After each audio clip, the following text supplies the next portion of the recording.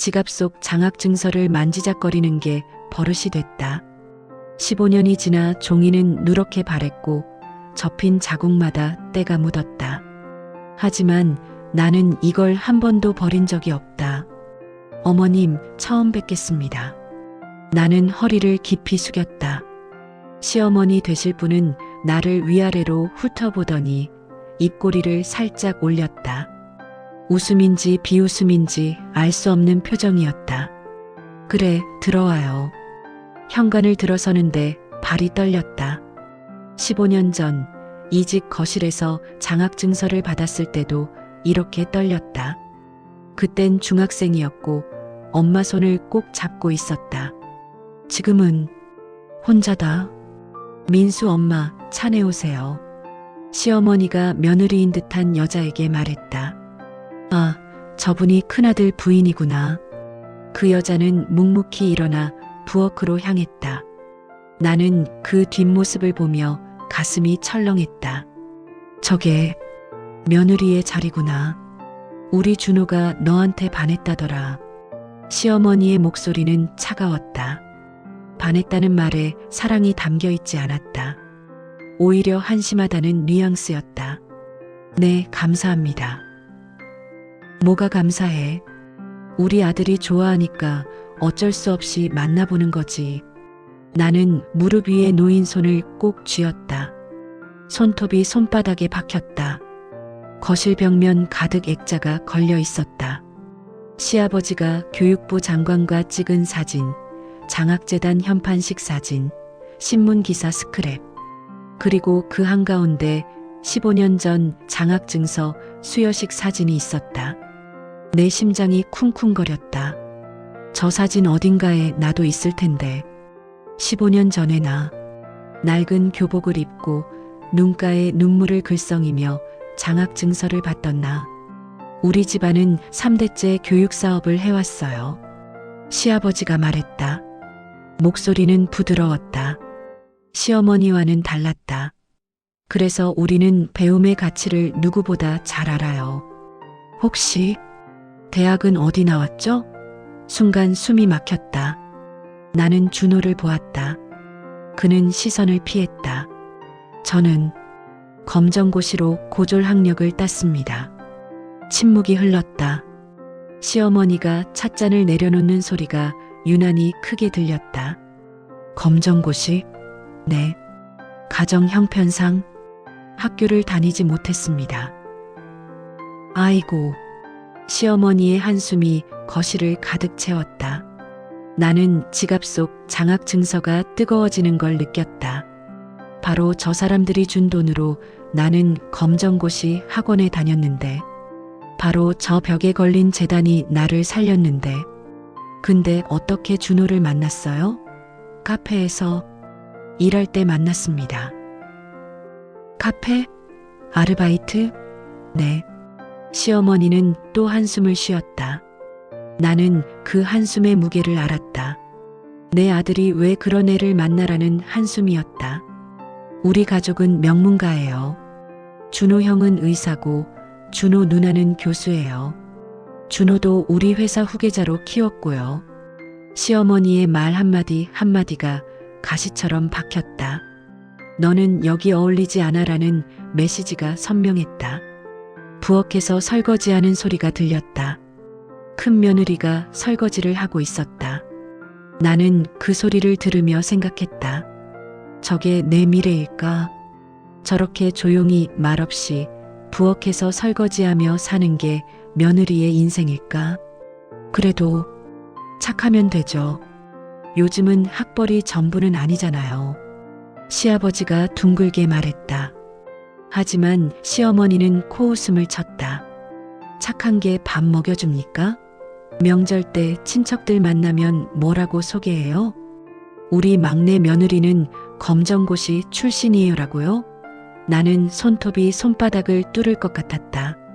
준호는 여전히 나를 보지 않았다.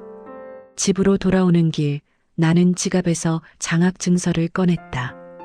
희미한 가로등 불빛 아래서 증서를 들여다보았다. 장학재단 제12회 장학금 수여 수혜자 김지연 바로 저 사람들이 만든 재단이다. 저 차가운 시어머니가 이사장이고 저 따뜻한 시아버지가 이사인 그 재단. 15년 전 나는 이 돈으로 학원을 다녔고 검정고시를 쳤고 살아남았다. 언젠가 꼭 은혜를 갚겠습니다. 15년 전 나는 감사편지에 그렇게 썼다. 그리고 지금 나는 그 집안의 며느리가 되려 하고 있다. 이게 은혜를 갚는 길일까? 장학증서에 구겨진 모서리를 손가락으로 쓰다듬었다. 15년간 지갑 속에서 내 인생과 함께 구겨진 이 종이. 나는 이걸 보며 버텼다. 힘들 때마다, 포기하고 싶을 때마다 이 증서를 보며 누군가 나를 믿어줬어. 나도 할 수 있어라고 되뇌었다. 근데 그 누군가가 지금은 날 무시하고 있다. 준호에게 카톡이 왔다. 지연아, 우리 엄마 원래 좀 까다로우셔. 이해해줘. 시간 지나면 괜찮아질 거야. 나는 답장을 쓰려다가 멈췄다. 과연 괜찮아질까? 저 사람들은 내가 누군지 모른다. 15년 전 그 떨리는 손으로 장학증서를 받던 중학생이 지금 자기 아들의 약혼녀라는 걸 모른다. 말해야 할까? 사실 저 어머님 재단에서 장학금 받았었어요 라고. 하지만 말할 수 없었다. 왜냐하면 그 말이 비굴하게 들릴까봐. 장학금 받은 게 자랑이냐는 소리를 들을까봐. 아니, 더 솔직히 말하면 장학금으로 우리 집안에 기어들어왔다는 오해를 받을까봐. 나는 장학증서를 다시 지갑에 넣었다. 15년의 무게가 묵직하게 느껴졌다. 하객 명단 좀 봅시다. 시어머니가 손을 내밀었다. 나는 준비한 명단을 건넸다. 시어머니는 안경을 쓰고 명단을 훑어보더니 한숨을 쉬었다. 이 사람들이 다 누구예요? 제 친구들이랑 직장 동료들입니다. 직장?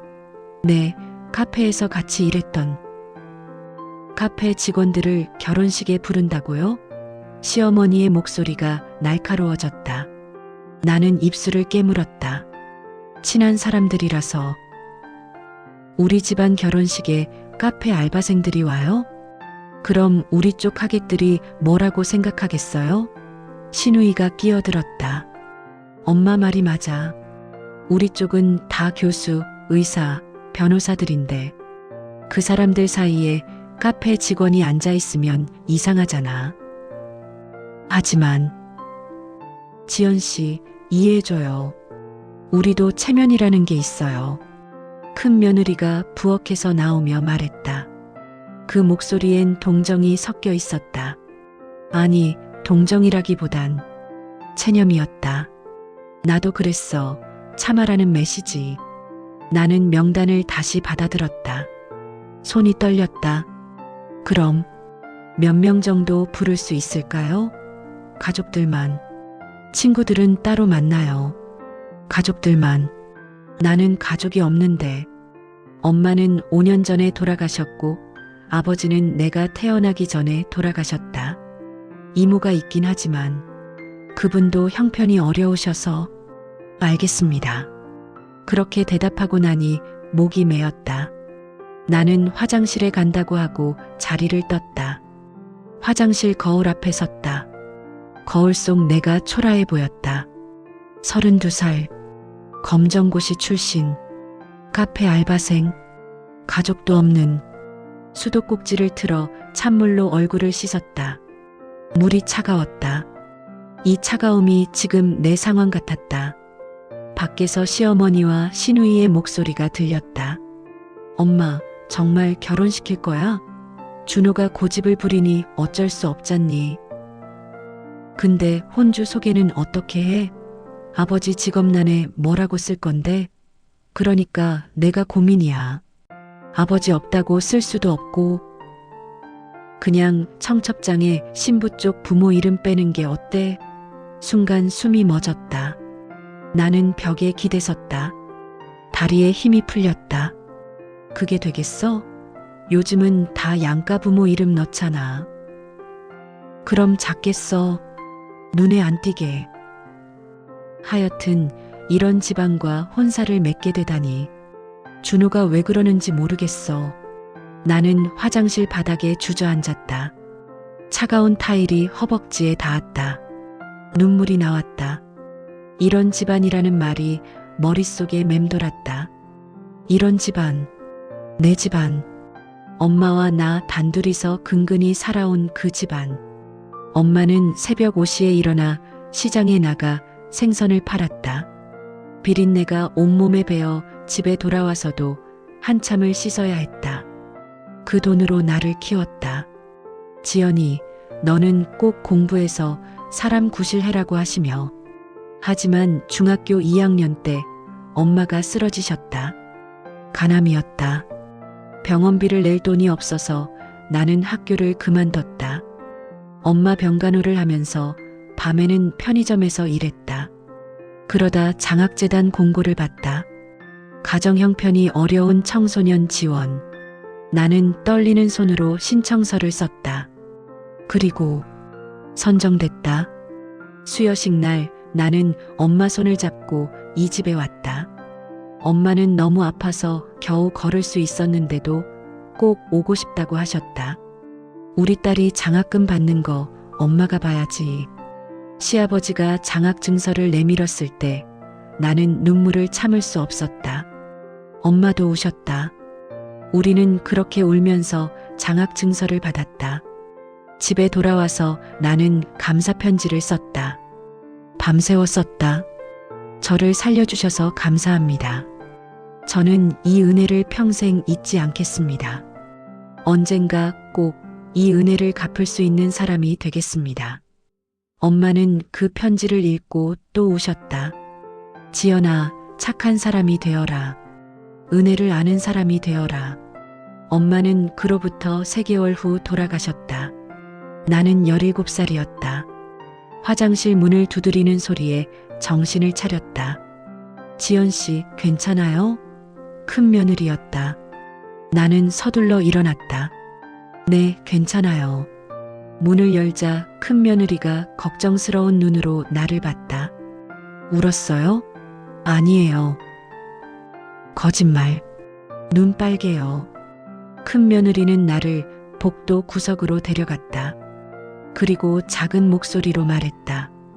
지연 씨, 나도 처음엔 그랬어요. 시어머니가 나를 못마땅해 하셨어요. 우리 집이 가난하다고, 시집올 자격이 없다고. 그럼 어떻게? 참았어요. 5년 참았어요. 지금도 참고 있고요. 큰 며느리의 눈에 슬픔이 어렸다. 근데 알아요? 끝이 없어요. 아무리 참아도, 아무리 잘해도 그 사람들은 절대 우리를 동등하게 안 봐요. 우린 평생 그래도 며느리니까 하면서 살아야 해요. 그럼 그래도 사랑하니까 견디는 거죠. 남편을, 아이를 사랑하니까. 큰 며느리는 쓸쓸하게 웃었다. 지연 씨, 아직 늦지 않았어요. 준호 씨가 정말 좋아요? 이 집안의 며느리가 될 각오 됐어요? 나는 대답할 수 없었다. 준호가 좋은 건 맞는데 이 집안의 며느리가 되는 건 생각했던 것과 달랐다. 거실로 돌아왔을 때 시어머니가 준호와 이야기하고 있었다. 준호야, 엄마 말 좀 들어봐. 지연 씨 말고 다른 사람 만나보면 안 되겠니? 엄마, 나 지연이 좋아요. 근데 얘는 너무 우리랑 안 맞아. 뭐가 안 맞아요? 모든 게, 학벌도 집안도 심지어 대화 수준도. 준호의 얼굴이 굳었다. 나는 그 자리에 얼어붙었다. 지연아, 미안해. 엄마가 좀. 괜찮아. 괜찮을 리 없었다. 하지만 그렇게 말할 수밖에 없었다. 그날 밤 나는 지갑에서 장학증서를 꺼냈다. 15년 전 이 종이를 받았을 때 나는 희망을 봤다. 나도 사람 구실할 수 있겠구나라는 희망. 근데 지금 이 종이를 준 바로 그 사람들이 나를 사람 구실도 못한다고 여기고 있다. 나는 장학증서를 꼭 쥐었다. 종이가 구겨지는 소리가 났다. 15년간 펴지지 않던 이 종이가 지금 내 손에서 더 구겨지고 있었다. 웨딩드레스를 입는 내내 손이 떨렸다. 메이크업 선생님이 신부님, 긴장되세요? 라고 물었지만 이건 긴장이 아니었다. 두려움이었다. 대기실 거울에 비친 나는 낯설었다. 하얀 드레스, 화려한 화장, 높게 올린 머리. 이게 정말 나일까? 검정고시 학원 다니면서 편의점 야간 알바하던 그 김지연이 맞을까? 신부 입장하시겠습니다. 음악이 울려 퍼졌다. 나는 부케를 꽉 쥐고 혼자 걸어 나갔다. 신부 아버지가 신부 손을 잡고 입장하는 그 순서, 나는 혼자였다. 하객들의 시선이 따가웠다. 신부 아버지는 왜 없지? 라는 수군거림이 들리는 것 같았다. 단상에 서자 준호가 내 손을 잡았다. 그의 손은 따뜻했다. 하지만 그 따뜻함도 지금의 두려움을 막아주진 못했다. 주례 선생님이 말씀을 시작했다. 나는 그 말을 듣는 둥마는 둥하며 시댁 쪽 하객들을 훑어봤다. 모두 잘 차려입은 사람들이었다. 교수, 의사, 변호사, 그리고 그 맨 앞줄에 시어머니가 앉아 있었다.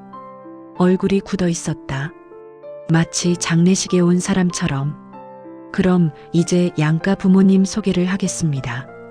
MC의 멘트에 심장이 철렁했다. 나는 준호를 봤다. 준호는 내 손을 꽉 쥐었다. 먼저 신랑 아버지, 그룹 회장이신. 화려한 소개가 이어졌다. 시아버지는 미소를 지으며 일어나 인사했다. 박수 소리가 터졌다. 그리고 신랑 어머니, 장학재단 이사장이신. 또 박수. 시어머니는 형식적으로 고개를 숙였다. 이어서 신부 측 부모님. 순간 시간이 멈춘 것 같았다. MC가 말을 멈췄다. 대본에 뭐라고 적혀 있는지 확인하는 듯 했다. 신부 어머니는 별세하셨고 아버지는 없습니다. 시어머니의 목소리가 식장을 갈랐다. 모두가 시어머니를 봤다. 무슨... MC가 당황했다. 시어머니는 자리에서 일어났다. 신부에게는 부모가 없어요. 그러니 부모 소개는 생략하시죠. 숨소리마저 멈춘 것 같은 정적이 흘렀다. 나는 그 자리에서 죽고 싶었다. 어머니, 준호가 말했지만 시어머니는 이미 단상으로 걸어오고 있었다. 잠깐 할 말이 있어요. 어머님, 지금은... 시아버지가 말렸지만 소용없었다. 시어머니는 마이크를 빼앗아 들었다. 여러분, 죄송합니다. 하지만 어머니로서 꼭 해야 할 말이 있어서요. 심장이 터질 것 같았다. 나는 부케를 떨어뜨렸다. 하얀 꽃잎이 바닥에 흩어졌다. 이 신부는 학교도 제대로 나오지 못한 아이입니다. 하객들 사이에서 웅성거림이 시작됐다. 검정고시 출신이에요. 부모도 없고 집안도 없고 배운 것도 없어요. 어머니, 그만하세요. 준호가 소리쳤다. 하지만 시어머니는 멈추지 않았다. 우리 준호는 서울대를 나왔어요. 우리 집안은 3대째 명문가예요. 근데 이런 아이와 결혼을 한다고요? 나는 그 자리에 얼어붙었다. 도망가고 싶었지만 다리가 움직이지 않았다. 어머님, 제발 그만하세요. 내 입에서 간신히 말이 나왔다. 그만하라고? 내가 뭘 그만해? 사실을 말하는 게 잘못이야? 시어머니가 내게 다가왔다. 그리고 내 얼굴을 똑바로 쳐다봤다. 넌 우리 집안에 어울리지 않아. 그냥 내 자리로 돌아가. 제 자리가 어딘데요? 카페 주방이든 편의점 계산대든 거기가 내 자리야. 따귀가 날아왔다. 귀가 멍했다. 면사포가 벗겨졌다. 엄마, 준호가 시어머니의 팔을 잡았다. 하지만 시어머니는 내 손목을 잡고 흔들었다. 이런 애가 우리 집 며느리라고? 우리 집안의 위신이 어떻게 되는지 알아? 나는 그 손을 뿌리쳤다. 그리고 단상에서 내려왔다. 드레스가 길어서 비틀거렸다. 하객들이 웅성거렸다. 휴대폰 불빛이 번쩍거렸다. 누군가 찍고 있었다. 대기실로 뛰어들어갔다. 드레스를 벗으려 했지만 지퍼가 잘 내려가지 않았다. 손이 너무 떨려서 문이 열렸다. 준호였다. 지연아. 미안해. 엄마가 원래 그런 게 아니야. 너무 놀라서. 까라고 나는 소리쳤다. 준호가 멈칫했다. 지연아, 우리 다시 시작하자. 엄마한테 내가 잘 말할게. 잘 말한다고? 어떻게? 시간이 지나면 뭐가 달라져? 내가 서울대를 나와? 내 부모님이 다시 살아나와? 준호는 대답하지 못했다. 나는 그 침묵이 답이라는 걸 알았다. 제발 가줘. 준호가 나갔다. 나는 혼자 남았다. 거울을 봤다. 뺨이 빨갛게 부어 있었다. 화장이 번졌다. 눈물과 마스카라가 뒤섞여 얼굴이 엉망이었다. 나는 가방에서 지갑을 꺼냈다. 그리고 그 안에서 장학증서를 꺼냈다. 15년 된 누런 종이, 구겨진 모서리, 손때 묻은 표면, 장학재단 제12회 장학금 수여 수혜자 김지연. 나는 이 종이를 보며 살았다. 이 종이가 내 희망이었다. 이 종이가 나를 버티게 했다. 근데 이 종이를 준 사람들이 지금 나를 짓밟았다. 장학증서를 찢어야 할까? 이 종이와 함께 15년간의 희망도 찢어버려야 할까? 하지만 찢을 수 없었다. 이건 내 인생이니까.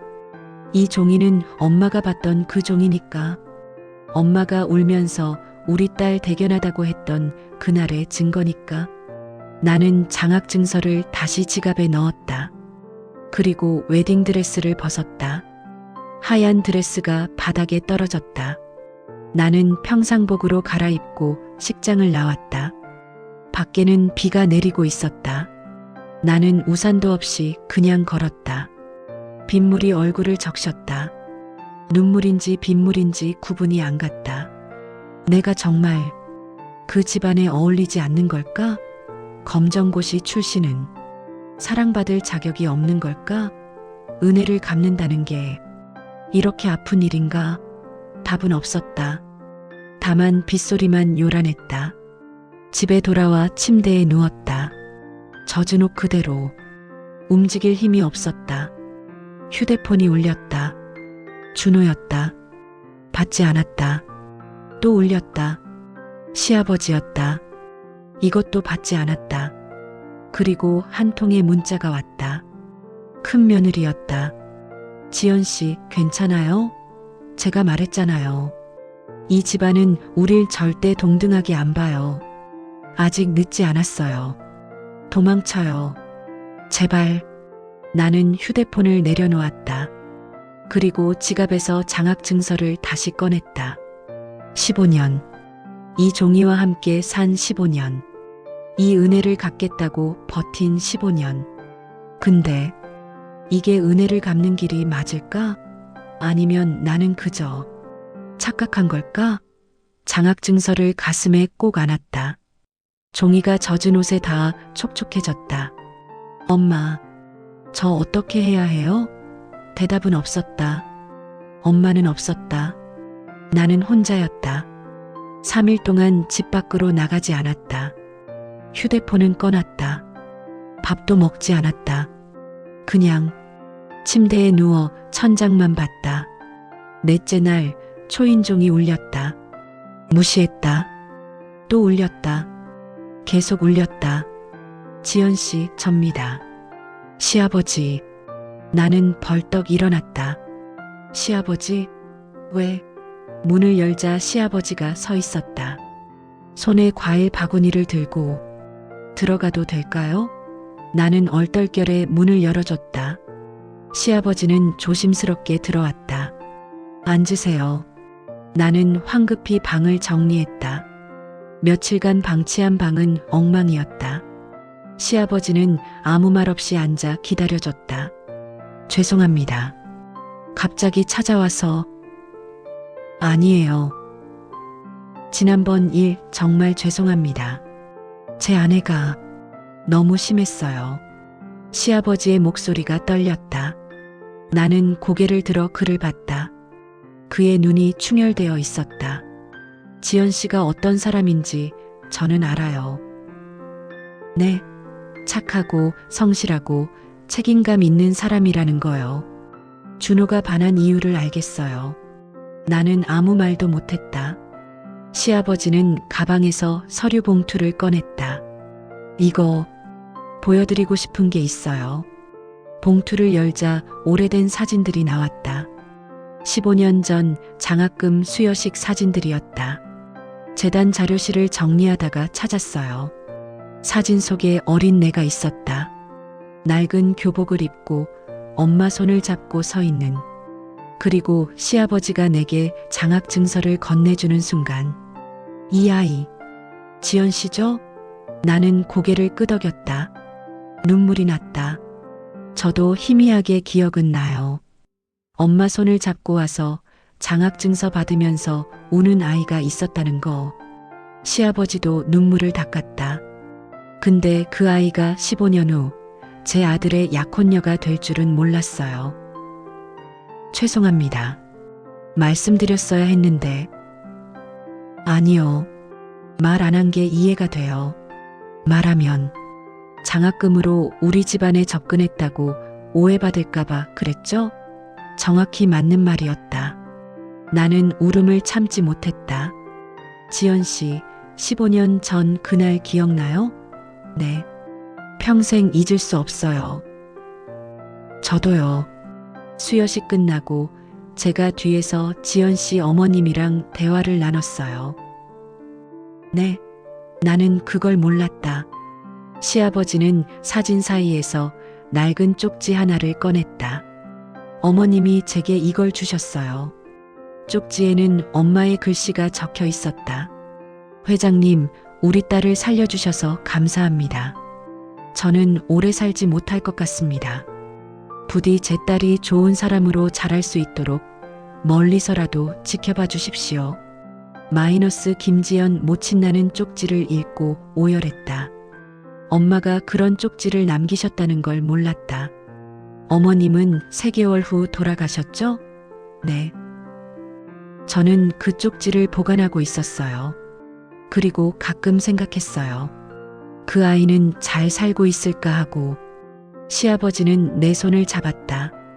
지연 씨, 제 아내는 잘못했어요.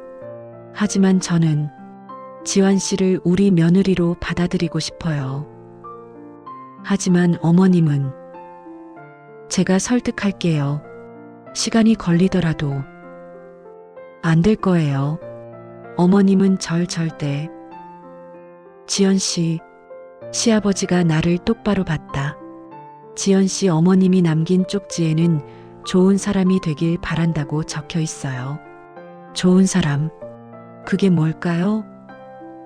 잘 모르겠어요. 제 생각엔 말이에요. 학벌이나 집안이 아니라 진심으로 다른 사람을 생각할 수 있는 마음이 아닐까 해요. 시아버지는 서류 봉투에서 또 다른 종이를 꺼냈다. 15년 전 내가 쓴 감사편지였다. 이것도 찾았어요. 지연 씨가 쓴 편지.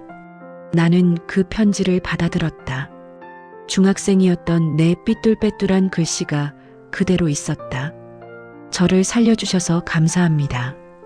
엄마가 아파서 학교를 못 다녔지만 이 장학금으로 공부할 수 있게 됐어요. 저는 꼭 좋은 사람이 될게요. 그래서 나중에 저도 어려운 사람들을 도와줄 거예요. 이 은혜를 꼭 갚을게요. 마이너스 김지연 올림. 편지를 읽는데 눈물이 멈추지 않았다. 15년 전에 나는 이렇게 순수했구나. 지연 씨, 이 편지를 읽고 저는 확신했어요. 이 아이는 분명 좋은 사람이 됐을 거라고. 하지만 저는 아무것도 이루지 못했어요. 대학도 못 갔고 변변한 직업도 없고. 아니요. 시아버지가 고개를 저었다. 지연 씨는 이미 좋은 사람이에요. 제 아들을 진심으로 사랑하고 우리 가족에게 은혜를 갚으려고 노력하는 사람이잖아요. 하지만 제 아내는 지금 혼란스러워요. 평생 학벌과 집안을 중시하며 살아왔는데 갑자기 그게 아닌 사람이 우리 집안에 들어온다니까요. 시아버지는 한숨을 쉬었다. 하지만 저는 알아요. 진정으로 중요한 건 그런 게 아니라는 거. 지연 씨 같은 사람이 우리 집안에 필요해요. 정말 그렇게 생각하세요? 네. 그리고 제가 아내를 설득할게요. 시간이 좀 걸리겠지만. 시아버지는 자리에서 일어났다. 지연 씨, 포기하지 마세요. 준호도 지환 씨를 기다리고 있어요. 하지만 어머님도 언젠가는 이해하실 거예요. 지연 씨가 얼마나 좋은 사람인지. 시아버지가 나가고 나는 혼자 남았다. 손에는 엄마의 쪽지와 내가 쓴 편지가 들려 있었다. 엄마가 남긴 쪽지를 다시 읽었다. 좋은 사람으로 자랄 수 있도록. 엄마, 저 좋은 사람이 됐을까요? 아니면 여전히 부족한 사람일까요? 나는 지갑에서 장학증서를 꺼냈다. 15년 된 이 종이와 오늘 받은 편지와 쪽지를 나란히 놓았다. 3장의 종이, 15년의 시간, 그리고 엄마의 바람. 시아버지는 나를 받아들이겠다고 했다. 하지만 시어머니는. 나는 창밖을 봤다. 비가 그쳤다. 하늘에 무지개가 떠 있었다. 어쩌면 정말 희망이 있는 걸까? 시아버지의 방문 이후 나는 조금씩 일상으로 돌아왔다. 준호와도 다시 연락하기 시작했다. 하지만 결혼 이야기는 꺼내지 않았다. 아직은 너무 이른 것 같았다. 한 달이 지났다.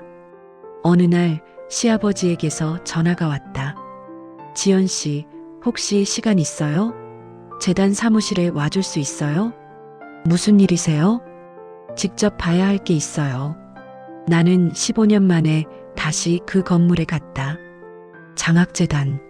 15년 전 이곳에서 장학증서를 받았다. 시아버지가 나를 자료실로 안내했다. 낡은 파일들이 가득한 방이었다. 여기 15년치 장학생 자료가 있어요. 제가 정리하다가 이걸 발견했어요. 시아버지가 오래된 파일 하나를 꺼냈다. 제12회 장학금 수혜자 명단이라고 적혀 있었다. 파일을 열자 내 이름이 보였다. 그리고 그 옆에 붙은 작은 메모. 심사위원 특별 추천. 이사장 반대했으나 이사회 결의로 최종 선정. 이사장이 반대했다고요? 네. 제 아내가요. 시아버지는 다른 서류를 꺼냈다. 당시 이사회 회의록이었다. 회의록을 읽는데 손이 떨렸다. 이사장 의견 이 학생은 중학교 중퇴자로 학업 의지가 불확실함. 또한 모친이 중병으로 어차피 학업 지속이 어려울 것으로 보임. 다른 학생에게 기회를 주는 게 맞다고 봄. 이사 의견 오히려 이런 학생일수록 도움이 절실함. 모친의 쪽지를 보면 학생의 의지가 확고함. 재단의 취지에 가장 부합하는 케이스. 표결 결과 찬성 5, 반대 2 이사장. 이사 1명. 김지연 학생 선정 확정. 나는 서류를 내려놓았다. 시어머니가 나를 반대했었다. 몰랐어요. 아내가 그랬다는 걸. 시아버지의 목소리가 떨렸다. 당시에는 그냥 의견 차이라고 생각했어요. 근데 지금 보니 아내는 처음부터 지연 씨 같은 처지의 사람을 못마땅해 했던 거예요. 왜 그랬을까요? 아마도. 시아버지는 창밖을 봤다. 아내 자신의 과거 때문인 것 같아요. 과거요? 아내도 사실 가난한 집 출신이에요. 장학금으로 대학 다녔죠. 나는 놀라 시아버지를 봤다. 네. 어머님이요? 네. 근데 아내는 그 과거를 철저히 숨기고 살았어요. 결혼하면서 집안 배경을 세탁했고 평생 명문가 부인 행세를 했죠. 그럼 아내는 아마 지연 씨를 보면서 자신의 과거를 봤을 거예요. 지우고 싶었던 그 과거를. 시아버지는 또 다른 파일을 꺼냈다. 30년 전 장학생 명단이었다. 그 안에 시어머니의 본명이 있었다. 박순희 현 이사장 본명. 고아원 출신. 전액 장학금으로 대학 진학. 나는 할 말을 잃었다. 시어머니가 고아원 출신이었다고? 아내는 이 사실을 아무에게도 말하지 않았어요. 저한테도 결혼 10년 후에야 말했죠. 그럼 시댁 식구들은? 아무도 몰라요. 아내가 철저히 숨겼으니까. 시아버지는 한숨을 쉬었다. 아내는 평생 가난을 벗어나려고 했어요. 그래서 더 집착했죠. 학벌에, 집안에, 체면에. 그럼 저를 미워한 이유는 지연 씨가 아내의 과거를 상기시키니까요.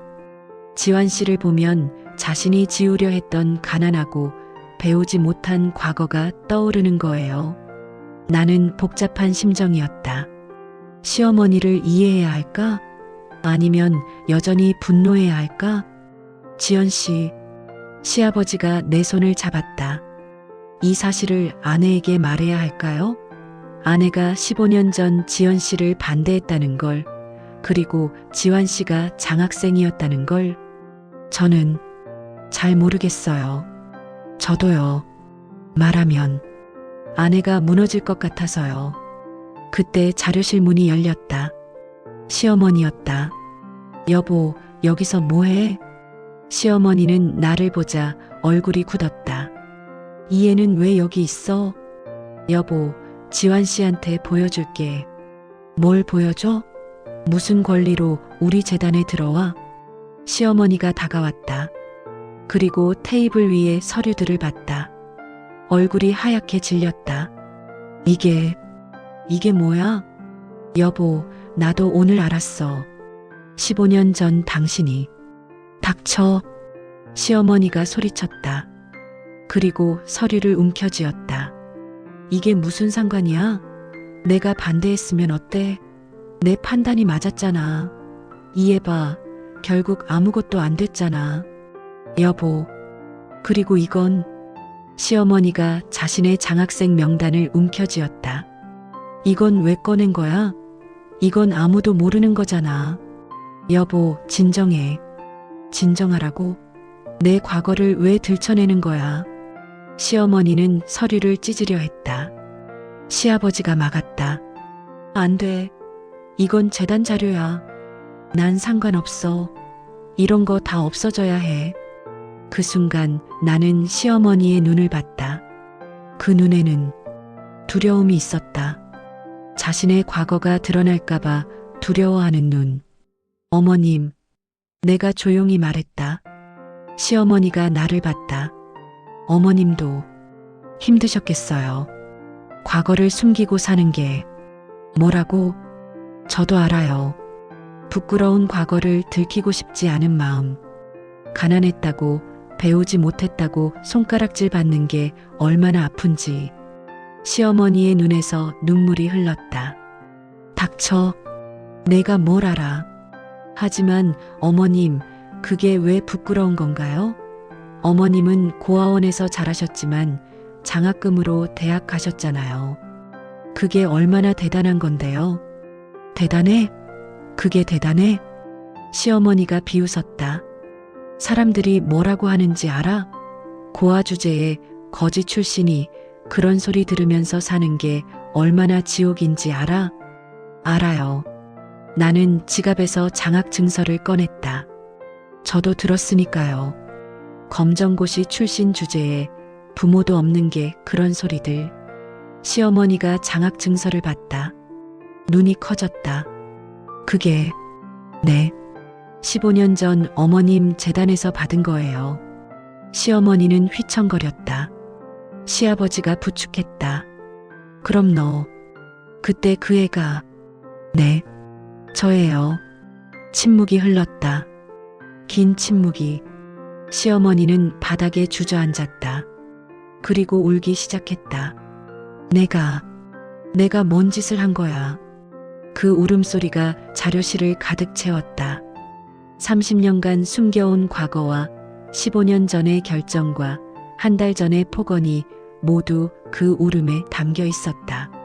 시어머니는 그날 이후 일주일 동안 방에서 나오지 않았다. 아무도 만나지 않았고 밥도 거의 먹지 않았다. 시아버지는 걱정스러운 얼굴로 문 앞을 서성였다. 일주일 후 시어머니가 나를 부르셨다. 나는 떨리는 마음으로 시댁으로 갔다. 시어머니는 말랐고 눈이 푹 꺼져 있었다. 하지만 눈빛은 예전과 달랐다. 차가움 대신 공허함이 있었다. 앉아요. 나는 시어머니 맞은편에 앉았다. 침묵이 흘렀다. 15년 전 내가 당신을 반대했어요. 시어머니의 목소리는 평온했다. 너무 평온해서 오히려 무서웠다. 알고 있어요. 왜 반대했는지 알아요? 네. 내가 당신을 봤을 때 과거의 나를 봤어요. 가난하고 배우지 못하고 아무것도 가진 게 없던 나. 시어머니는 창밖을 봤다. 난 그게 너무 싫었어요. 그 과거를, 고아원에서 자란 거, 장학금으로 겨우 대학 간 거, 명절 때마다 부모님은 뭐 하세요? 라는 질문에 대답 못하던 거. 어머님, 결혼하면서 나는 모든 걸 지웠어요. 새로운 사람이 됐죠. 명문가 부인. 아무도 내 과거를 모르게. 시어머니의 눈에 눈물이 맺혔다. 근데 당신이 나타났어요. 15년 전에도, 그리고 한 달 전에도. 내가 지우려던 과거가 다시 내 앞에 나타난 거예요. 죄송해요. 아니요. 당신 잘못이 아니에요. 시어머니가 나를 봤다. 내 잘못이에요. 내가 너무 비겁했어요. 그때 거실 문이 열렸다. 시누이들이 들어왔다. 얼굴들이 굳어 있었다. 엄마, 이게 무슨 일이야? 무슨 소리를 들었는데. 엄마가 고아원 출신이라고? 시어머니의 얼굴이 하얗게 질렸다. 시아버지가 놀라 일어났다. 너희들, 어떻게? 큰 며느리가 말했어요. 재단 자료실에 엄마 자료가 있다고. 큰 며느리가 문 뒤에서 나타났다. 얼굴에 묘한 미소를 띠고 있었다. 죄송해요, 어머님. 근데 이건 가족들이 알아야 할 것 같아서요. 내가 어떻게. 저도 그날 재단 사무실에 있었어요. 문틈으로 다 들었죠. 큰 며느리의 눈빛이 차가웠다. 5년간 참아온 한이 그 눈에 담겨 있었다.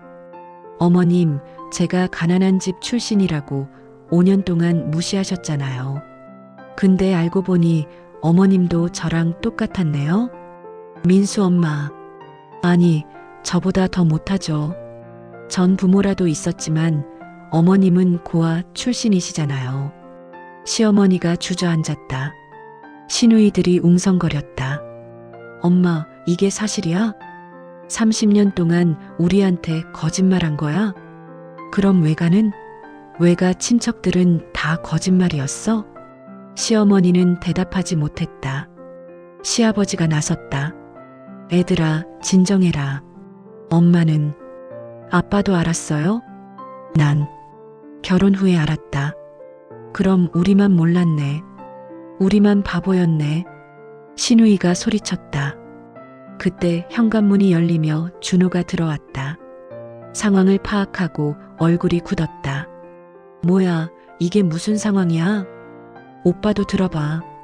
엄마가 고아 출신이래. 근데 지연 씨는 엄마 재단에서 장학금 받았대. 웃기지? 준호가 나를 봤다. 나는 눈을 돌렸다. 지연아, 이게 사실이야? 응. 그럼 너 처음부터 알았어? 아니, 나도 최근에. 거짓말. 넌 처음부터 우리 집안에 접근하려고 장학금 받은 척 했겠지. 시누이가 나를 가리키며 소리쳤다. 아니야. 그럼 뭔데? 공짜로 돈 받고 15년 후에 은혜 갚는다며 우리 집안에 들어오려고? 계산적이네. 그게 아니라. 그럼 뭔데요? 큰 며느리가 비웃었다. 지연 씨도 결국 우리랑 똑같아요. 가난한 집 출신이 명문가에 시집와서 잘 먹고 잘 살려고 한 거죠. 아니에요. 나는 소리쳤다. 저는 정말 은혜를 갚고 싶었어요. 15년 동안 장학증서를 버리지 않고 간직한 게 언젠가 그 은혜를 갚기 위해서였어요. 은혜? 신우이가 코웃음 쳤다. 은혜 갚는다고 우리 오빠랑 결혼해요? 그게 은혜 갚는 거예요? 저는 준호 씨를 사랑해요. 사랑? 큰 며느리가 비웃었다. 사랑이면 다예요? 사랑으로 밥 먹고 살아요? 모두가 나를 공격했다. 시어머니는 바닥에 주저앉아 울고 있었고, 시아버지는 어쩔 줄 몰라 했고, 준호는 나를 믿어야 할지 말아야 할지 갈등하고 있었다. 나는 참을 수 없었다. 가방에서 지갑을 꺼냈다. 그리고 15년간 간직한 장학증서를 꺼냈다. 이거 봐요. 장학증서를 높이 들었다. 15년간 구겨지고 때 묻고 손때 묻은 그 증서. 저는 이걸 15년 동안 버리지 않았어요. 힘들 때마다 이걸 보면서 버텼어요. 누군가 나를 믿어줬어. 나도 할 수 있어라고요. 그게 뭐 대단한데? 대단한 거예요. 나는 울었다. 제 엄마가 돌아가실 때 이 증서를 보여드렸어요. 엄마는 우리 딸 대견하다고 하시며 돌아가셨어요. 이게 엄마가 마지막으로 보신 거예요. 그러니까 뭐? 그러니까 목이 메었다. 말이 안 나왔다. 이 증서는 제 인생이에요. 제 엄마예요. 제 희망이에요. 이게 저한테는 전부라고요. 하지만 아무도 들어주지 않았다. 신우이는 여전히 비웃었고, 큰 며느리는 차갑게 쳐다봤고, 준호는 혼란스러워했다. 나는 장학증서를 가슴에 안았다. 그리고 조용히 말했다. 다들 절 믿지 않는 거죠? 아무도 대답하지 않았다. 그 침묵이 답이었다. 알았어요. 나는 장학증서를 다시 지갑에 넣었다. 그리고 가방을 들었다. 준호 씨, 지연아, 우리 그만하자. 뭐? 결혼 말고 연애도 그만하자. 나는 이 집안에 어울리지 않아. 지연아, 그건 나 갈게. 현관으로 걸어갔다. 아무도 막지 않았다. 시어머니는 여전히 바닥에 앉아 울고 있었고, 시아버지는 아내를 붙들고 있었고, 시누이들은 수군거리고 있었다. 밖으로 나왔다. 찬바람이 불었다. 나는 그 바람을 맞으며 걸었다. 15년. 장학증서를 품고 산 15년. 은혜를 갚겠다고 버틴 15년. 결국 아무것도 아니었구나. 주머니에서 장학증서를 꺼냈다. 바람에 펄럭거렸다. 찢어야 할까? 이제 버려야 할까? 하지만 버릴 수 없었다. 이건 엄마가 본 마지막 증서니까. 엄마의 마지막 기쁨이니까. 나는 장학증서를 다시 주머니에 넣었다. 그리고 걸었다. 어디로 가는지도 모르고 그냥 걸었다. 휴대폰이 울렸다. 준호였다. 받지 않았다. 또 울렸다. 이번엔 시아버지. 이것도 받지 않았다. 그리고 한 통의 문자. 지연 씨, 미안해요. 내가 너무했어요. 하지만 이해해 주세요. 나도 5년 동안 참았어요. 마이너스 큰 며느리. 나는 휴대폰을 껐다. 모든 연락을 끊었다. 집에 돌아와 침대에 누웠다. 천장이 빙글빙글 돌았다. 15년의 무게가 한꺼번에 무너졌다.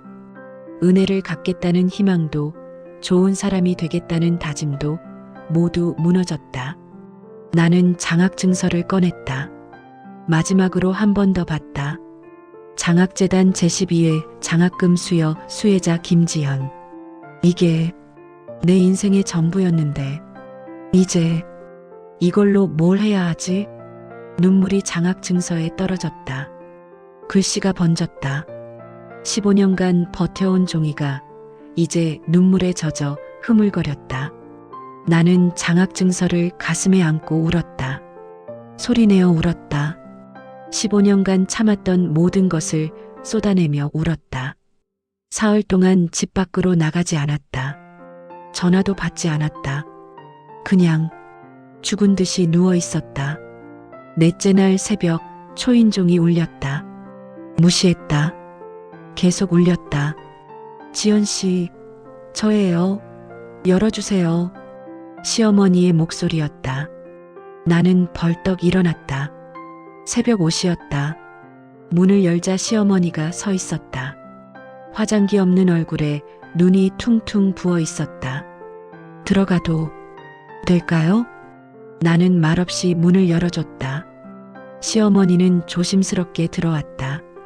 앉으세요. 둘 다 소파에 앉았다. 침묵이 흘렀다. 긴 침묵. 지연 씨, 시어머니가 먼저 입을 열었다. 제 이야기를 들어주실 수 있어요? 네. 저는 고아원에서 태어났어요. 엄마가 저를 낳고 도망갔대요. 시어머니의 목소리가 떨렸다.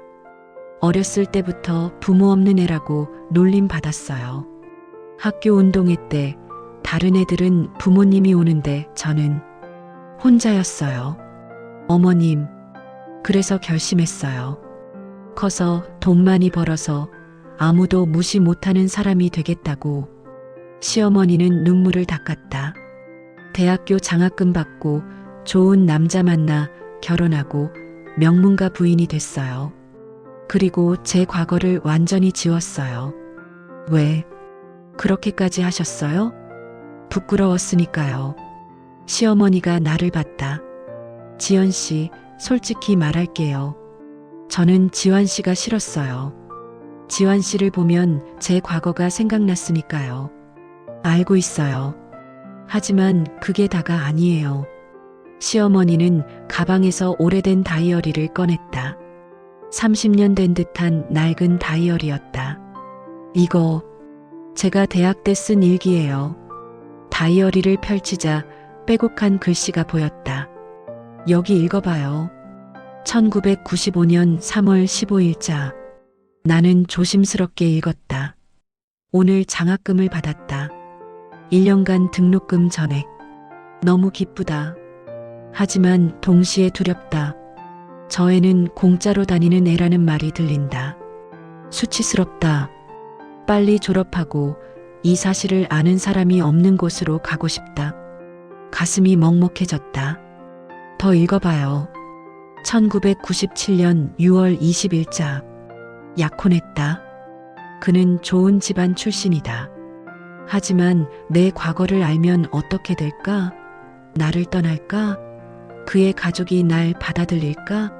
두렵다. 차라리 거짓말을 하자. 새로운 사람이 되자. 나는 다이어리를 덮었다. 눈물이 났다. 보이죠? 저도 지환 씨랑 똑같았어요. 두렵고 수치스럽고 도망가고 싶었어요. 어머님, 근데 저는 도망갔어요. 거짓말로 도배된 삶을 살았어요. 30년 동안. 시어머니가 내 손을 잡았다. 지연 씨, 저는 그게 너무 힘들었어요. 평생 들킬까봐 조마조마하며 살았어요. 그러다 지환 씨를 봤을 때 지환 씨는 당당했어요. 당당하진 않았어요. 아니요. 당당했어요. 시어머니가 고개를 저었다. 지연 씨는 검정고시 출신이라는 걸 숨기지 않았어요. 카페에서 일한다는 것도 떳떳하게 말했어요. 그게 저한텐 충격이었어요. 왜요? 저는 평생 숨기며 살았는데 지환 씨는 당당하게 말하니까요. 그게 부러웠고 동시에 화가 났어요. 시어머니는 울었다. 왜 넌 당당해? 왜 넌 숨기지 않아? 나는 30년을 숨겼는데 넌 왜 그렇게 떳떳해? 어머님, 그래서 더 괴롭혔어요. 지환 씨를 꺾고 싶었어요.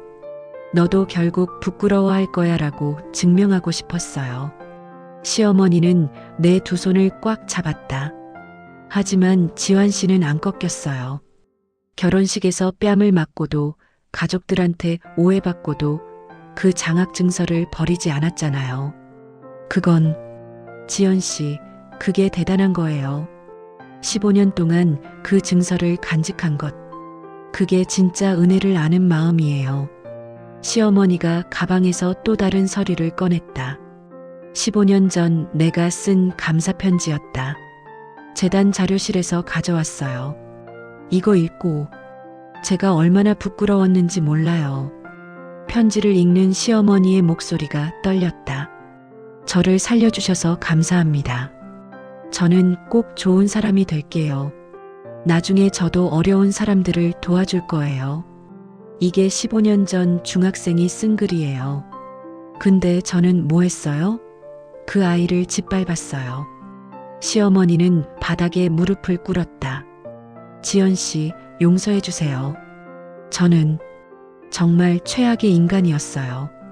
어머님, 일어나세요. 아니요. 이러고 있어야 해요. 시어머니는 고개를 숙였다. 제가 지환 씨한테 한 짓을 생각하면 어떻게 용서를 구해야 할지 모르겠어요.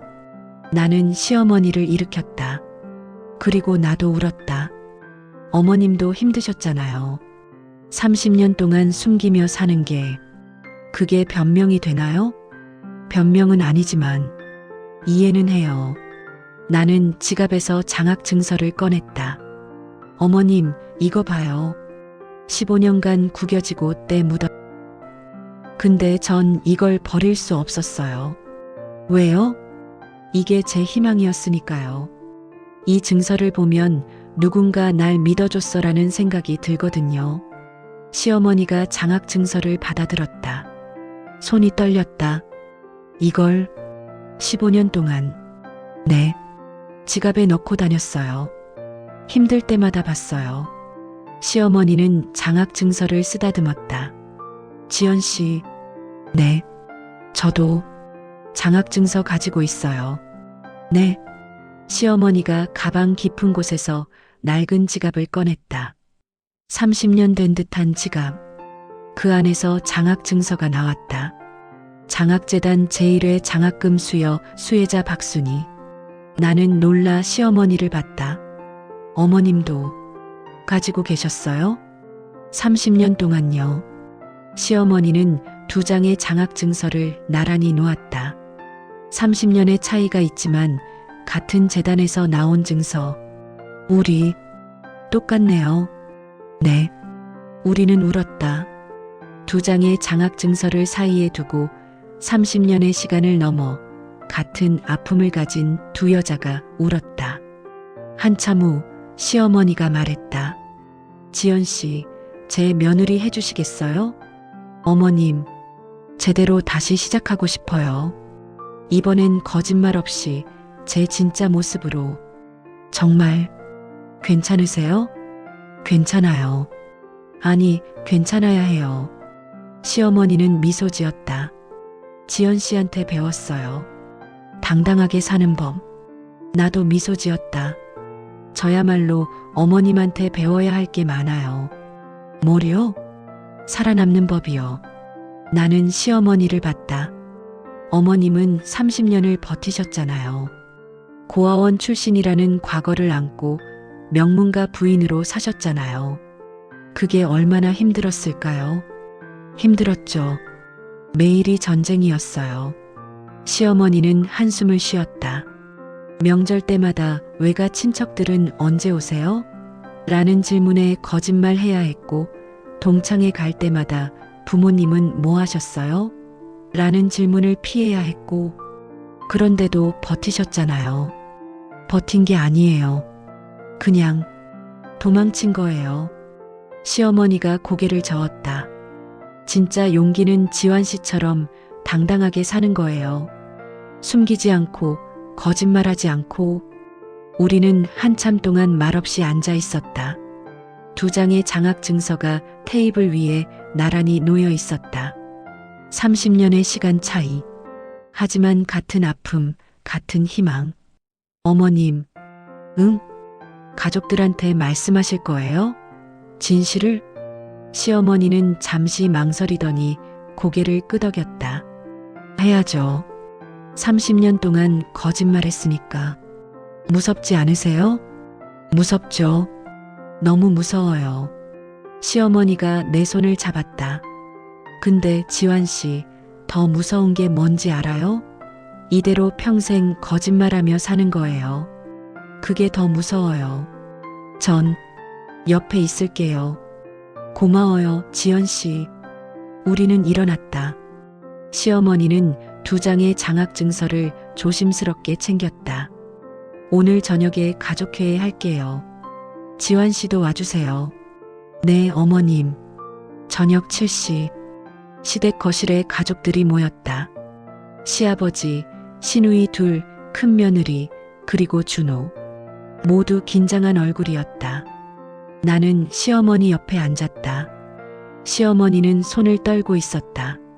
나는 조용히 그 손을 잡아줬다. 여러분, 오늘 제가 할 말이 있어요. 시어머니가 입을 열었다. 목소리가 떨렸다. 30년 동안 숨겨온 이야기예요.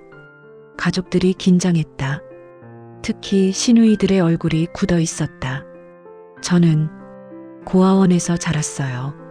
침묵이 흘렀다. 이미 알고 있는 사실이지만 어머니의 입에서 직접 듣는 건 다른 무게였다. 부모님 얼굴도 모르고 자랐고 이름도 고아원에서 지어준 거예요. 박순희, 그게 제 이름이에요. 시누이들이 서로를 봤다. 큰 며느리는 팔짱을 낀 채 앉아 있었다. 결혼할 때 당신 아버지한테 거짓말했어요. 시어머니가 시아버지를 봤다. 여보, 미안해요. 부모님이 사업하신다고, 시골에 계신다고. 다 거짓말이었어요. 시아버지는 아무 말 없이 아내의 손을 잡았다. 그리고 아이들. 시어머니가 시누이들을 봤다. 엄마가 말했던 외가, 친척들, 다 거짓말이야. 외할아버지, 외할머니도 없어. 엄마는 혼자였어. 엄마. 큰딸이 입을 열었다. 왜 말 안 했어요? 왜 30년 동안 우릴 속였어요? 부끄러웠으니까. 시어머니가 울었다. 너희들이 엄마를 부끄러워할까봐. 우리 엄마는 고아야라고 친구들한테 놀림 받을까봐. 그래도 거짓말은. 알아. 잘못했어. 정말 미안해. 시어머니는 테이블 위에 장학 증서를 꺼내 놓았다. 30년 된 낡은 증서. 이게 엄마가 대학 갈 수 있었던 이유야. 장학금. 엄마는 이 돈으로 대학 갔어. 가족들이 증서를 봤다. 아무도 말이 없었다. 그리고 시어머니가 나를 봤다. 지연 씨도 같은 장학금을 받았어요. 15년 전에. 시어머니는 내 장학 증서도 꺼냈다. 두 장의 증서가 나란히 놓였다. 나는 15년 전 지연 씨의 장학금 신청을 반대했어요. 회의록에 적혀 있어요. 이 학생은 가치가 없다고. 어머니, 내가 말렸지만 시어머니는 고개를 저었다. 아니요. 다 말해야 해요. 시어머니는 가족들을 봤다. 나는 지연 씨를 반대했어요. 왜냐하면 지환 씨를 보면 과거의 나를 봤으니까. 그게 싫었어. 내가 지우려던 과거가 다시 나타난 것 같아서. 엄마. 그래서 결혼식 때도 그렇게 심하게 했어. 지환 씨를 꺾고 싶었어. 너도 부끄러워해라고 증명하고 싶었어. 시어머니는 내 손을 잡았다. 하지만 지환 씨는 안 꺾였어요. 15년 동안 장학 증서를 버리지 않았어요. 그게 얼마나 대단한 건지. 나는 30년 동안 숨기고 살았는데 지환 씨는 당당하게 간직했어요. 준호가 나를 봤다. 그의 눈에 눈물이 맺혔다. 지연아, 저도 할 말이 있어요. 나는 일어났다. 떨렸지만 말해야 했다. 저는 처음 준호 씨를 만났을 때 이 집안이 제가 장학금 받은 그 재단이라는 걸 알았어요. 가족들이 술렁거렸다. 하지만 말 안 했어요. 왜냐하면 장학금으로 접근했다는 오해를 받을까봐. 나는 장학 증서를 들어 올렸다. 이 증서는 제 인생이에요. 15년 동안 이걸 보며 버텼어요. 엄마가 돌아가실 때도, 혼자 남았을 때도 이 증서가 저를 지켜줬어요. 지연 씨, 시아버지가 말했다. 그래서 저는 이 집안의 은혜를 갚고 싶었어요. 근데 어떻게 갚아야 할지 몰랐어요. 그러다 준호 씨를 사랑하게 됐고 결혼하면 그게 은혜를 갚는 길인가 싶었어요. 하지만 틀렸어요. 내가 고개를 저었다. 은혜는 결혼으로 갚는 게 아니었어요. 그냥 제가 좋은 사람이 되는 거였어요. 어머님 재단이 저한테 바랐던 것처럼. 나는 15년 전 내가 쓴 감사 편지를 꺼냈다. 제가 15년 전에 썼어요. 좋은 사람이 되겠다고. 근데 저는 그 약속을 지키지 못했어요. 아니에요. 시어머니가 소리쳤다. 지연 씨는 지켰어요. 지환 씨는 좋은 사람이에요. 어머님, 지연 씨는 뺨을 맞고도 장학 증서를 버리지 않았어요. 오해받고도 은혜를 기억했어요. 그게 좋은 사람이 아니면 뭐예요? 시어머니는 나를 안았다. 지연 씨, 미안해요. 정말 미안해요. 나도 시어머니를 안았다. 우리는 울었다. 준호가 다가왔다. 지연아, 나도 미안해. 내가 너를 지켜주지 못했어. 괜찮아. 아니야, 괜찮지 않아. 준호가 내 손을 잡았다.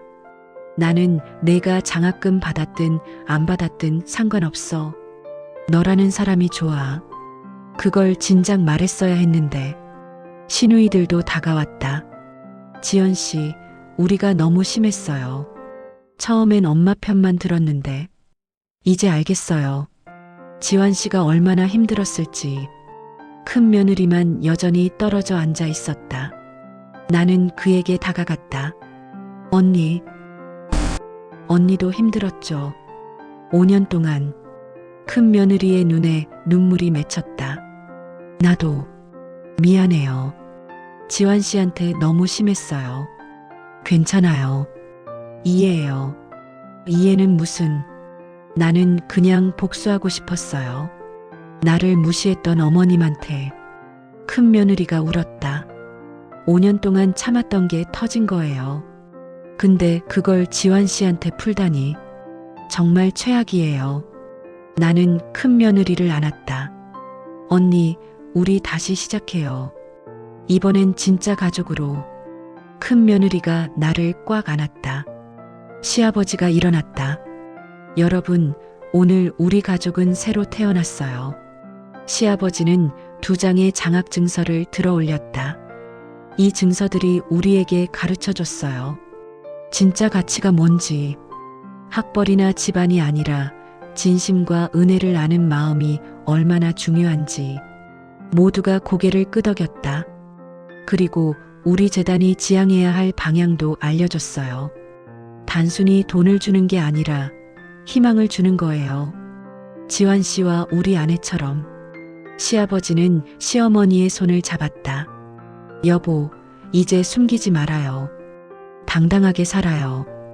우리 아내는 고아원 출신이지만 스스로 대학 가고 재단 만들고 수백 명의 학생들을 도왔어요. 그게 얼마나 대단한 건데요. 시어머니가 울었다.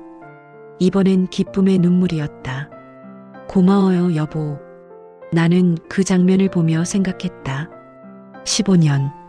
장학증서 하나로 시작된 인연이 이렇게 한 가족을 변화시켰다. 준호가 내 손을 잡았다. 지연아, 다시 한번 물어볼게. 응? 나랑 결혼해 줄래? 나는 준호를 봤다. 그리고 시어머니를 봤다. 시어머니는 미소 지으며 고개를 끄덕였다. 네, 좋아요. 6개월 후 결혼식을 다시 올렸다. 이번엔 작은 결혼식이었다. 하객은 50명 정도. 화려한 식장 대신 작은 예식장을. 하지만 이번엔 달랐다. 나는 혼자 입장하지 않았다.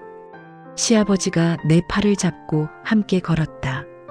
지연 씨, 긴장돼요? 네, 조금요. 괜찮아요. 오늘은 모두가 지환 씨 편이에요. 단상에 서자 준호가 미소 지으며 손을 잡았다. 주례 선생님이 말씀을 시작했다. 오늘 이 자리는 단순한 결혼식이 아닙니다. 두 사람의 진실한 사랑과 한 가족의 새로운 시작을 축하하는 자리입니다. 하객들 사이에서 박수가 터졌다. 신부는 15년 전 받은 장학금으로 오늘이 있습니다. 그리고 그 장학금을 준 재단의 이사장님은 30년 전 같은 장학금으로 오늘이 있습니다. 시어머니가 앞줄에 앉아 눈물을 닦고 있었다. 이것이 바로 은혜의 순환입니다. 받은 은혜를 기억하고 그것을 다시 나누는 것. 식이 끝나고 피로연 시간. 시어머니가 단상에 올랐다. 여러분, 오늘 제가 고백할 게 있습니다. 하객들이 조용해졌다. 저는 고아원 출신입니다. 30년 동안 숨겨왔던 사실입니다. 웅성거림이 일었다. 하지만 시어머니는 당당했다. 부끄러웠습니다. 하지만 이제는 자랑스럽습니다. 제가 고아원에서 자랐지만 장학금으로 대학 갔고 지금은 그 장학금을 다른 학생들에게 주고 있으니까요. 박수가 터졌다. 그리고 오늘 제 며느리가 된 지연 씨도 15년 전 그 장학금을 받았습니다. 시어머니가 나를 봤다. 지연 씨는 저보다 훨씬 용감합니다. 숨기지 않고 당당하게 살았으니까요. 저는 며느리한테 배웠습니다. 진짜 용기가 뭔지. 나는 단상으로 올라갔다. 시어머니와 포옹했다. 어머님, 저야말로 배웠어요. 살아남는 법을. 우리는 함께 장학증서 2장을 들어 올렸다. 30년의 차이가 있는 2장의 증서. 하지만 같은 희망을 담은. 오늘부터 우리 재단은 새로운 프로그램을 시작합니다. 시아버지가 발표했다. 희망의 증서 프로그램. 장학금을 받은 학생들이 15년 후 다시 재단을 찾아와 자신의 이야기를 나누는 프로그램입니다. 하객들이 박수쳤다. 지연 씨가 15년 만에 돌아왔듯이 모든 장학생이 자신의 증서를 자랑스럽게 간직하고 돌아오길 바랍니다. 피로연이 끝나고 나는 조용히 재단 자료실에 갔다. 벽면에 새로운 액자가 걸려 있었다. 2장의 장학증서가 나란히 액자에 담겨 있었다. 시어머니의 것과 나의 것. 그리고 그 아래 문구. 은혜는 숨기는 것이 아니라 기억하는 것입니다. 그리고 기억은 다시 나눔으로 완성됩니다. 여기 있었구나. 준호가 들어왔다. 응. 잠깐 보고 싶어서. 우리 증서? 응. 준호가 나를 안았다. 지연아, 행복해? 응, 너무. 후회 안 해? 이렇게까지 힘들었는데. 나는 고개를 저었다. 안 해. 오히려. 다행이야. 왜? 이 과정이 없었으면 어머님도 나도 우리 가족도 변하지 못했을 거야. 준호가 미소 지었다. 그래, 넌 항상 긍정적이야. 긍정적인 게 아니라 현실적인 거야. 나는 액자를 봤다. 15년 전 이 증서를 받았을 때 나는 몰랐어. 이게 어떤 의미인지. 단순히 학원비를 내는 돈이라고 생각했지. 지금은 알아. 이건 단순한 돈이 아니라 누군가의 희망을 전달하는 거였어.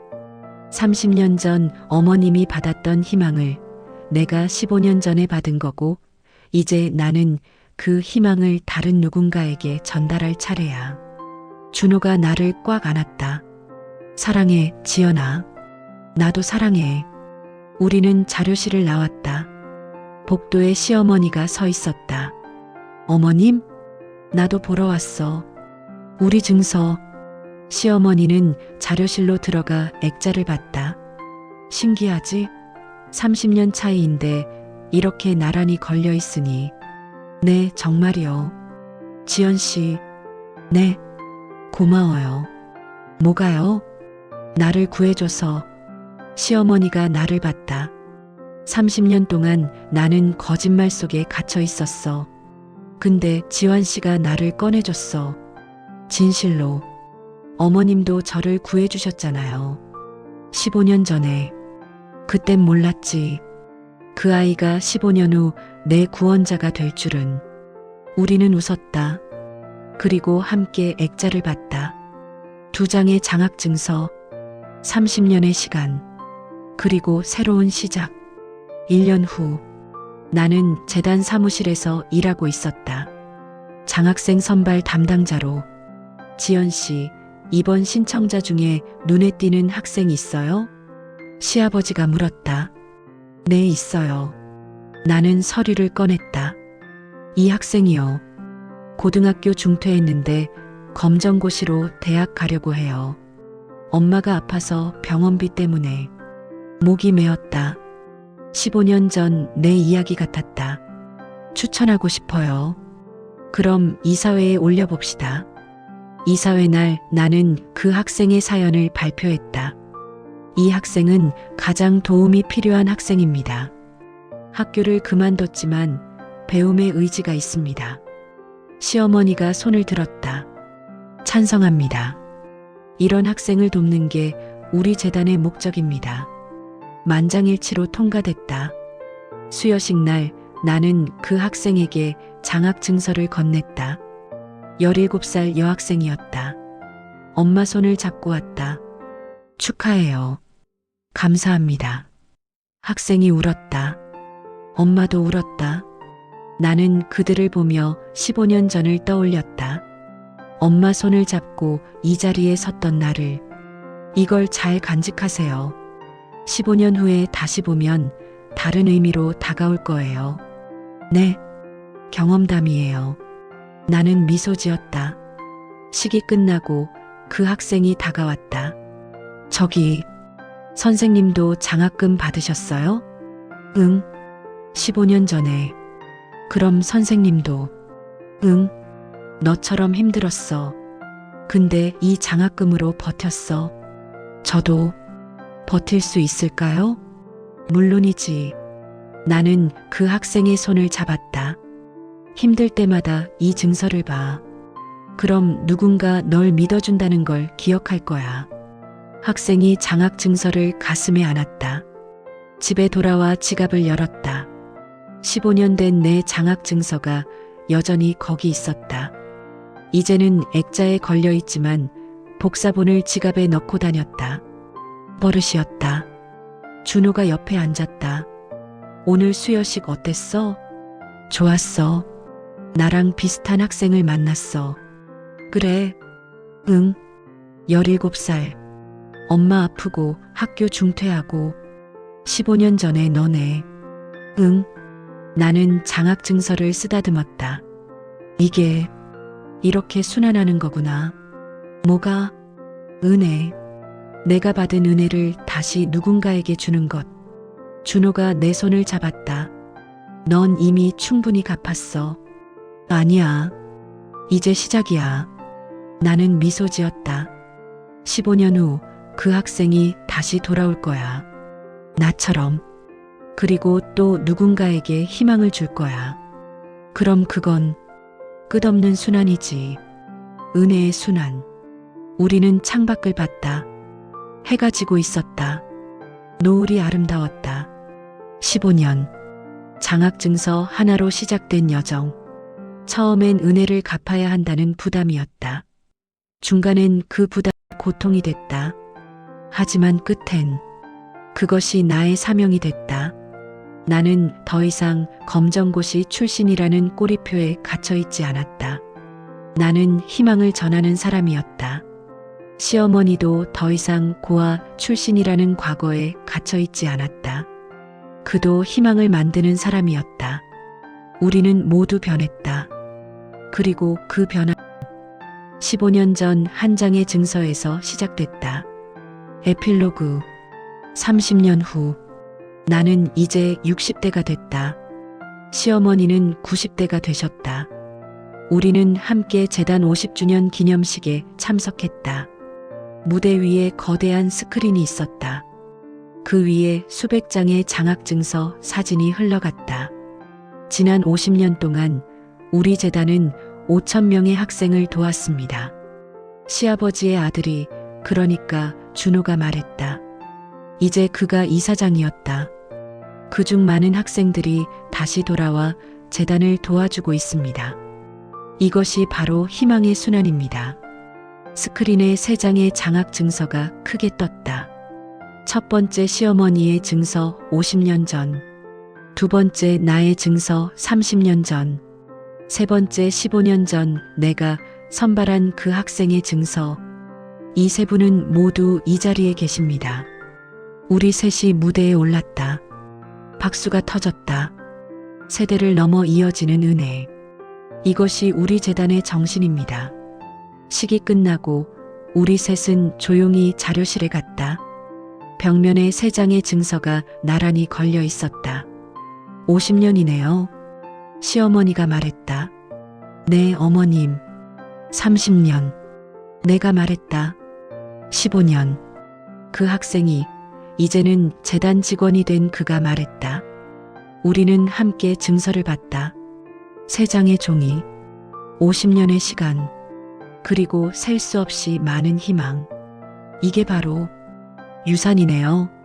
내가 말했다. 돈이나 건물이 아니라 이 희망을 전하는 것. 그래요. 시어머니가 미소 지었다. 50년 전 나는 몰랐어요. 내가 받은 이 작은 도움이 50년 후 이렇게 큰 물결이 될 줄은. 우리는 자료실을 나왔다. 복도를 걸으며 나는 생각했다. 15년 전 나는 은혜를 갚으려고 이 문턱을 넘었다. 결혼으로 갚으려 했고 그게 잘못됐다는 걸 알았고 진짜 은혜 갚는 법을 배웠다. 은혜는 특정 사람에게 갚는 게 아니라 다음 세대에게 전하는 것이었다. 그리고 이제 나는 안다. 내가 받은 그 장학금은 단순한 돈이 아니었다. 그것은 희망이었고 믿음이었고 다음 세대로 이어지는 약속이었다. 나는 그 약속을 지켰다. 그리고 다음 세대도 지킬 것이다. 끝없이 영원히.